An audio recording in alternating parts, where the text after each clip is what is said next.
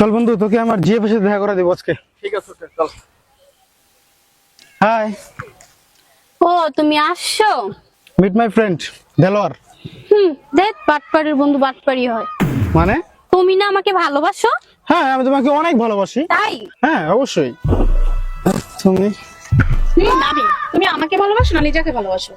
আমি তো তোমাকে ভালোবাসি। তুমি না আমাকে ভালোবাসো? তুমি লিজা আপুকে ভালোবাসো নাকি আমার আপুকে ভালোবাসো? সত্যি করে বলবে নাকি আমাকে? আমি তো তোমাকে ভালোবাসি। তুমি কয়জনকে ভালোবাসো?